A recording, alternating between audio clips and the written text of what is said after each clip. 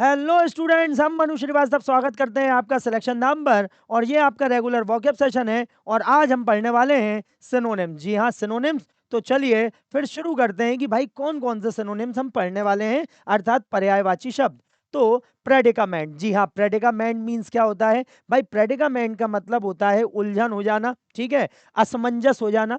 तो यहाँ पर ईज, ब्लेसिंग, सॉल्यूशन तो तीनों ही पॉजिटिव वर्ड हैं, आ जाएगा क्वांडरी, ठीक है। तो क्वांडरी मीन्स क्या होगा? क्वांडरी मीन्स होगा उलझन, असमंजस, ठीक है। तो चलिए फिर जरा देखें जल्दी से कि क्या इसके वर्ड्स आ रहे हैं। तो आप देख सकते हैं क्वांडरी मीन्स क्या होगा? अ स्टेट ऑफ अनसर्टेनिटी और dilemma often leading to difficulty in making a decision. व्याकुलता, आशंका या असमंजस जिसे हम कहते हैं।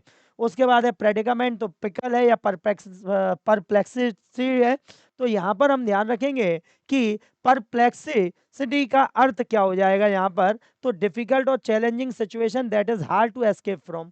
उसके बाद है ईज, तो ईज का मतलब होता है आसानी, तो सोलेस है और एस्वेजमेंट है, ठीक है। और अ स्टेट ऑफ कंफर्ट, रिलैक्सेशन और फ्रीडम फ्रॉम एफर्ट और डिफिकल्टी, जो आसानी से हो जाए, ठीक। चलिए उसके बाद है ब्लेसिंग, तो ब्लेसिंग का जो वर्ड है वो है बून या बेनिफिट, ठीक है, आशीर्वाद जैसे हम बोलते हैं, अच्छा होना जैसे हम बोलते हैं, समथिंग गुड और लकी, आशीर्वाद हो जाना। उसके बाद है फिर सॉल्यूशन, तो भाई सॉल्यूशन का मतलब होता है आंसर, तो रिजल्ट है और रेजोल्यूशन है the answer to a problem और चैलेंज जिसे हम समाधान कहते हैं, ठीक है। तो ये हमारी फर्स्ट जो क्वेश्चन था उसके के सारे सिनोनिम्स हैं। चलिए अब हम नेक्स्ट स्लाइड पे बढ़ते हैं। अब है कैनॉट, ठीक है। सो what is the mean of Connaught? Connaught means क्या होगा? तो यहाँ पर हम ध्यान रखेंगे भाई इसका क्या अर्थ होता है। तो कॉनॉट मीन्स होता है किसी को क्या पहुंचा देना, किसी को यहाँ तक मतलब कन्वे कर देना किसी काम को। तो यहाँ पर हम ध्यान रखेंगे कि इसके लिए वर्ड आ जाएगा कन्वे, ठीक है। क्या आ जाएगा? कन्वे। चलिए देखते हैं। कन्वे, टू कम्युनिकेट और एक्सप्रेस, टू कम्युनिकेट और एक्सप्रेस, तो पहुंचाना या व्यक्त करना।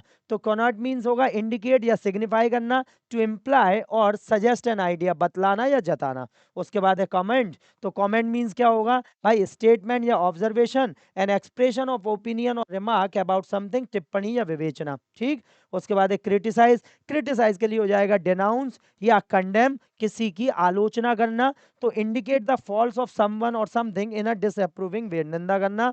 उसके बाद है केयर, तो केयर के लिए हो जाएगा कंसर्न और charge, to look after and provide for the needs of someone, ठीक। तो ये हमारी सेकंड जो क्वेश्चन था उसके पूरे के पूरे सिनोनिम हमने आपको बता दिए। नेक्स्ट है पैरानोया, ठीक है। तो what is the mean of Paranoia? तो पैरानोया मीन्स क्या होता है, ठीक है। तो यहाँ पर हम ध्यान रखेंगे कि इसके लिए कौन सा वर्ड आ जाएगा? इसके लिए जो वर्ड आ जाएगा वो होगा चिंता। जी हाँ, क्या हो जाएगा? चिंता। इसके लिए एंजाइटी आ जाएगा। क्या आ जाएगा? एंजाइटी, ठीक। चलिए तो यहाँ पर हम ध्यान रखें एंजाइटी। ओके, तो देखिए आप एंजाइटी देख सकते हैं, आप फीलिंग ऑफ अनईज, वरी और फियर, घबराहट या बेचैनी, ठीक है। तो पैरानोया जो है वो वर्ड है। तो disbelief, suspicion, state of extreme fear और डिस्ट्रस्ट ऑफ अवर, मानसिक उन्माद जिसे हम बोलेंगे। उसके बाद है एश्योरेंस, तो एश्योरेंस का मतलब होता है भाई भरोसा, विश्वास। तो प्लेज या गारंटी या पॉजिटिव डिक्लेरेशन ऑफ प्रॉमिस, विश्वास या आश्वासन। उसके बाद है बिलीफ, बिलीफ के लिए भी वही है भरोसा। तो फेथ होगा, रिलायंस होगा, N acceptance that something exist और इज ट्रू, भरोसा या आस्था। उसके बाद है फेथ, तो फेथ के लिए आ जाएगा फिर वही भरोसा, तो कन्विक्शन और सर्टिट्यूड, अ कंप्लीट ट्रस्ट और कॉन्फिडेंस इन समवन और समथिंग, इसे बोलते हैं हम विश्वास, ठीक है।